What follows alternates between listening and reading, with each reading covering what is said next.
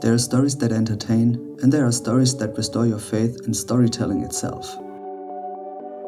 Avatar: The Last Airbender is one of the rare few that reminds us kindness can be powerful. Humor can be healing. And balance isn't just a theme, it's the soul of the journey.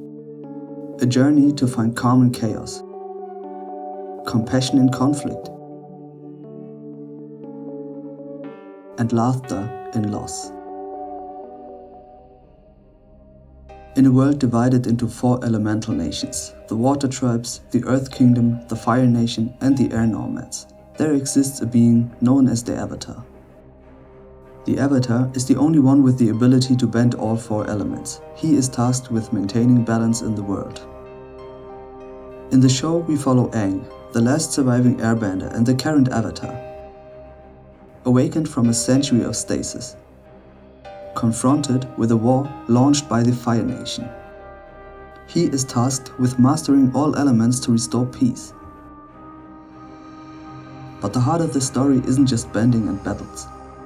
It's about friendship, identity, responsibility, and the quiet power of compassion in a war-torn world.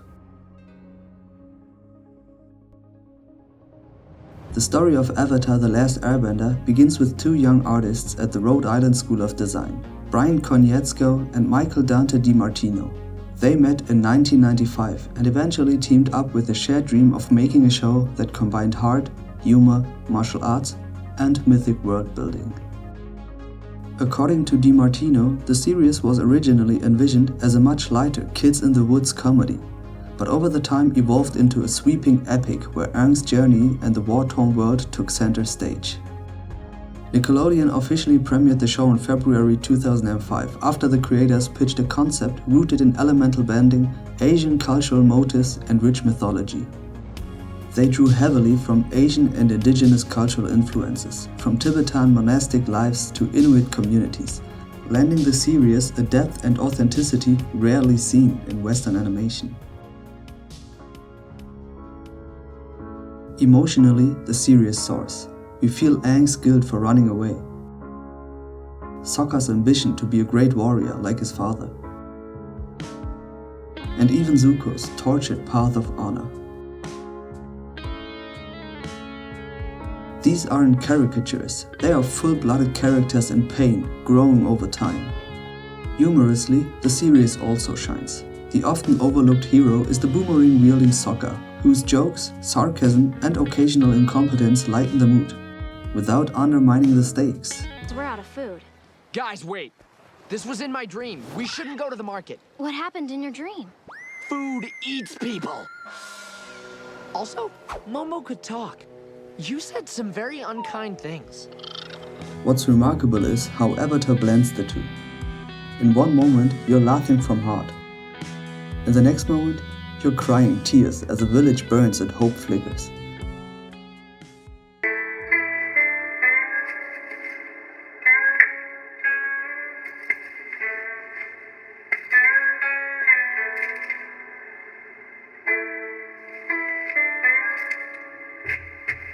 Happy birthday, my son. If only I could have helped you. Leaves from the vine, falling so slow, like fragile, tiny shells drifting in the foam. Little soldier boy, come marching home. Brave soldier boy comes marching home. It never trivializes emotion, but it never forgets to let you breathe. Scenes like the returning of Zuko to Iroh never fail to make me cry.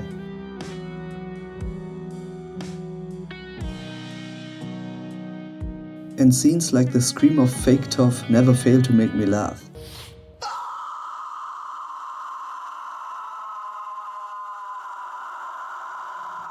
That synergy, lightness and weight, laughter and sorrow, is rare. And because the bending world is built with care, Distinct styles for each element, real consequences for each battle. The spectacle serves the story, not the other way around.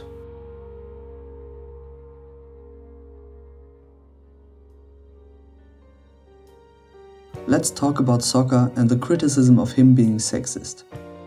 First of all, yes he is. But here's the brilliance. The series doesn't ignore that, it confronts it.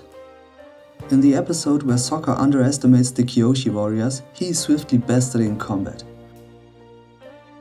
Humiliation serves as correction. By the end of the episode, he asks them to train him.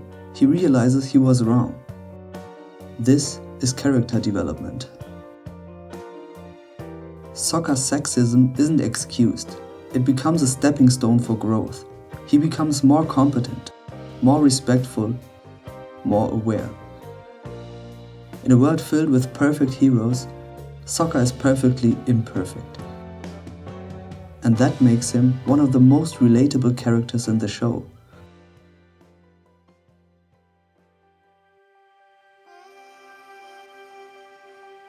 When we first met Prince Zuko, he's a storm contained in human form. A teenage exile chasing a myth. His mission is simple: capture the Avatar, restore his honor, and return home. It's a clear goal, but a hollow one. Because the honor he's chasing is the very thing his father took away. Zuko is born into privilege and pain. As the son of Fire Lord Ozai, his life is defined by impossible expectations. In the Fire Nation, power is the only language worth speaking. And compassion is treated like a flaw. When Zuko speaks out in a war meeting, not out of arrogance, but empathy for soldiers who would die, he's punished for it. His father burns his face and banishes him. The scar becomes his mask, a permanent reminder of the cost of mercy in a world that worships conquest. From then on, Zuko's motivation is survival, disguised as redemption. He wants to go home to undo his pain, to be seen as worthy. Every act of aggression, every burst of anger, every order barked at Iroh or his crew, it all comes from a boy who's terrified that his father was right. That he's weak, that compassion is weakness. But the writers refused to let pain be the end of Zuko's story. Through Iroh, he's offered something rare in children's animation: unconditional love and spiritual mentorship. Iroh never tells him what to do, he simply reminds him who he is. And over time, Zuko's journey shifts. He begins to question not just his destiny, but the very idea of destiny itself. He fails, again and again. Joins his sister, betrays his uncle, sits alone in a palace that doesn't feel like home. By the time he joins Team Avatar, Zuko no longer fights to be accepted by his father. He fights to become the person his uncle believed he could be. His scar no longer marks shame, but transformation. He learns that honor is not something that can be given or taken. It's something that's lived. In every act of courage, humility, and compassion. Zuko's arc isn't just redemption, it's restoration. The fire within him stops being a weapon and becomes warmth again.